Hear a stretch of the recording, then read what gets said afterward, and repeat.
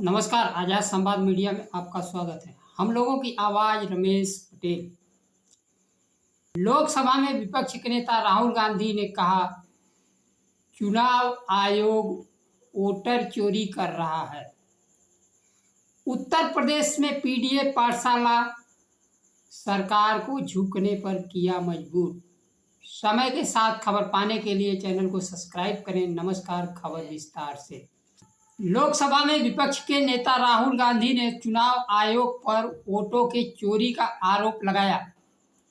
उन्होंने कहा, चुनाव आयोग भारतीय जनता पार्टी के लिए काम कर रहा है। उन्होंने कहा, हमारे पास पुख्ता सबूत है। हम चुनाव आयोग में जो लोग काम कर रहे हैं उन लोगों को छोड़ेंगे नहीं, चाहे वो रिटायर हो जाएं, खोज कर लाएंगे। देश का संविधान कानून किसी भी गलत काम करने वाले को छोड़ेगा नहीं। उन्होंने संवाददाताओं से बातचीत करते हुए कहा, वोट की चोरी हो रही, हमारे पास पुख्ता सबूत है। चुनाव आयोग वोट की चोरी में लिप्त है। हल्के में नहीं ले रहा हूं, मेरे पास 100% सबूत है। उन्होंने कहा, जैसे ही जारी करेंगे पूरे देश को पता चल जाएगा कि चुनाव आयोग वोटर की चोरी कर रहा है। किसके लिए कर रहा है? भारतीय जनता पार्टी के लिए करवा रहा है। खुला है, कोई शक नहीं है। हमें मध्य प्रदेश के चुनाव में और लोकसभा के चुनाव में शक था। महाराष्ट्र में शक थोड़ा आगे बढ़ा। स्टेट लेवल में हमें लगा कि हम यहाँ चोरी हुई है। मतदाता सूची जारी होने के बाद 1 करोड़ मतदाता जोड़े गए। हम थोड़ा डिटेल में गए। चुनाव आयोग तो अब मदद नहीं कर रहा है। हम थोड़ी गहराई में जाकर अपनी जांच पड़ताल करवाई। उसमें हमें जो मिला, मतलब एटम बम है। फटेगा तो चुनाव आयोग आपको कहीं दिखेगा नहीं हिंदुस्तान में। चुनाव आयोग में जो ऊपर से नीचे तक काम कर रहा है, यह देशद्रोह है। देशद्रोह से कम नहीं है। याद रखिए, आप कहीं भी रहिए, सेवानिवृत्त होने के बाद भी हम आपको खोज कर निकालेंगे। कर्नाटक के बंगलौर लोकसभा क्षेत्र का गहन अध्ययन किया है और सबूत जुटाए हैं, जिसमें पहली बार ऐसे वोटर बने हैं 50 साल 60 साल। ये वोटर कहाँ से आए? उनके पास पुख्ता सबूत उपलब्ध है। वर्तमान में चुनाव आयोग नए लक्ष्य को लेकर बिहार में गहन मतदाता पुनरीक्षण करवा रहा है। बिहार में करोड़ों मतदाताओं के नाम मतदाता सूची से हटाने जा रहा है। इस मुद्दे को लेकर बिहार विधानसभा और देश की संसद तक विपक्ष जोरदार तरीके से उठा रहा है। जब से संसद का मानसून सत्र शुरू हुआ, तब से ऐसा कोई दिन नहीं रहा है कि बिहार के एसआईआर को लेकर विपक्ष के नेता धरना प्रदर्शन न किए हों। लोकसभा राज्यसभा में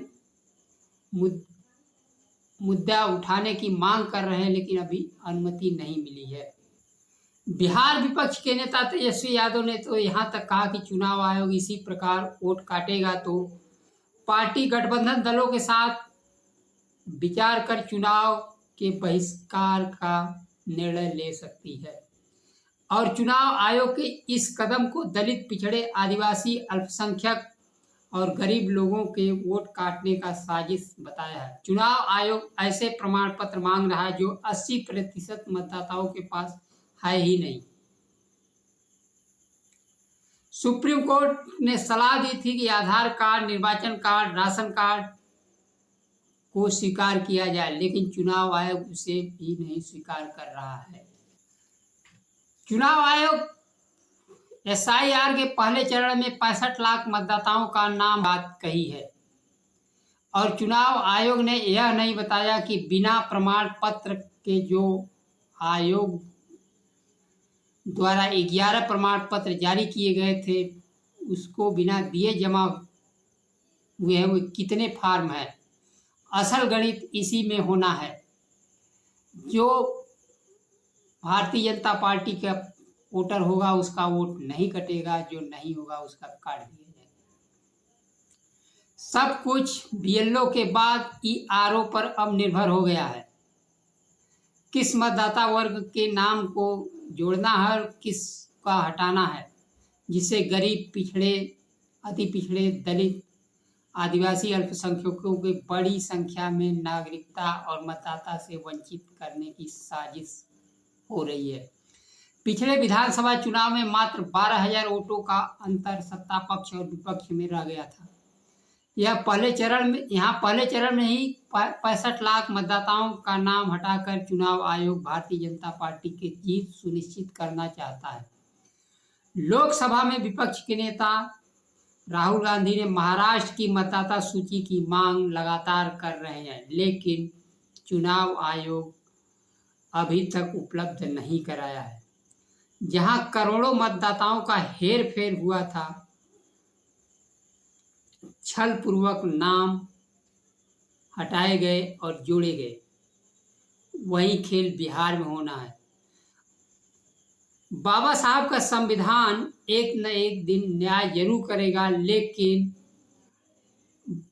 आज के दौर में न तो चुनाव आयोग से राहत मिल रही है और ना ही सुप्रीम कोर्ट में राहत मिली। सुप्रीम कोर्ट स्पष्ट आदेश देने के बजाय सलाह दे रहा है, जो कि सलाह मानने के लिए चुनाव आयोग तैयार नहीं है। संसद में मुद्दा उठाया नहीं जा सकता है। संसद, सुप्रीम कोर्ट, चुनाव आयोग के बाद जहां कोई सुनवाई नहीं हो रही है, अब आम जनता को लिए सड़क ही बचता है। आम जनता को अपनी नागरिकता और अधिकार बचाने के लिए सड़क पर आकर स्वयं न्याय करना पड़ेगा। जब तक सड़क पर नहीं उतरेंगे, अपना हक अधिकार उन्हें नहीं मिलने जा रहा है। दूसरी खबर उत्तर प्रदेश से है। उत्तर प्रदेश की योगी सरकार स्कूलों को बंद करने के फैसले में संशोधन कर दिया है, जिससे बड़ी संख्या में स्कूल बंद होने से बच जाएंगे। समाजवादी पार्टी प्रमुख अखिलेश यादव का पीडीए पाठशाला रंग लाया। सपा प्रमुख ने कहा था, जहां जहां स्कूल बंद हो गए, समाजवादी पार्टी पीडीए पाठशाला चलाएगी। सहारनपुर में तो पीडीए पाठशाला की शुरुआत हो चुकी थी। समाजवादी पार्टी प्रमुख ने सोशल मीडिया पर लिखा, स्कूल मर्जर का फैसला वापस लेना पीडीए पाठशाला की महाजीत है। शिक्षा का अधिकार अखंड होता है और रहेगा। शिक्षा विरोधी भारतीय जनता पार्टी की यह नैतिक हार है। उन्होंने संसद परिषद में संवाददाताओं से बातचीत करते हुए कहा कि भारतीय जनता पार्टी के प्राथमिकता में स्कूलों को बंद करने का फैसला राजनीतिक है। जनता पार्टी का ध्यान शिक्षा पर नहीं है। इस सरकार में वहीं स्कूल बंद किए गए जहां वोट पड़ते हैं और समाजवादी पार्टी चुनाव जीतती है।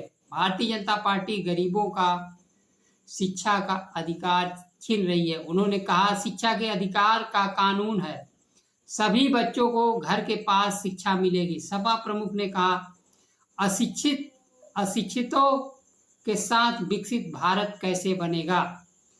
भारतीय जनता पार्टी की सरकार पीडीए के लोगों के साथ भेदभाव कर रही है, इसलिए समाजवादी पार्टी के कार्यकर्ता पीडीए पाठशाला चला रहे हैं। सवाल के जवाब में कहा, देश में महंगाई बढ़ रही है, रोजगार नहीं है, सरकार नौकरी दे नहीं रही है, किसानों की आय दुगनी हुई नहीं, किसान लाइन में लगा है, देश की अर्थव्यवस्था को भावनाओं से चला रहे हैं। लाखों लोग देश छोड़कर दूसरे देश में पूंजी लेकर पलायन कर रहे हैं।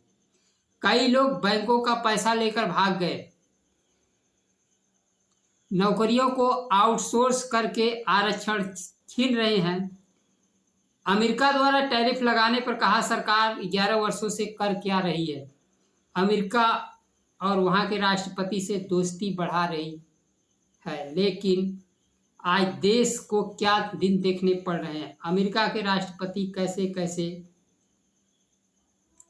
शब्दों का प्रयोग कर रहे हैं, या कैसी दोस्ती है। अमेरिकी राष्ट्रपति ने ऐसे शब्द का प्रयोग किया कि आज तक दुनिया में किसी देश के साथ नहीं हुआ। वो भारत पर जुर्माना लगाने की बात कर रहे हैं। 11 वर्षों से क्या मित्रता बढ़ा रहे थे? टैरिफ, जुर्माना, व्यापार बंद करो, रूस ईरान से भारत का व्यापारिक रिश्ता खत्म करने का निर्णय ट्रंप कर रहे हैं। पाकिस्तान से संघर्ष विराम का निर्णय भी ट्रंप के द्वारा आया और भारतीय प्रधानमंत्री अब तक जवाब न तो संसद को दे पा रहे हैं, न तो स्वयं दे पा रहे हैं और संसद छोड़कर भाग रहे हैं। भारत की विदेश नीति और प्रधानमंत्री पूरी तरह से अमेरिका के आगे झुक गए हैं। आज के लिए बस इतना ही। नमस्कार। जय संविधान।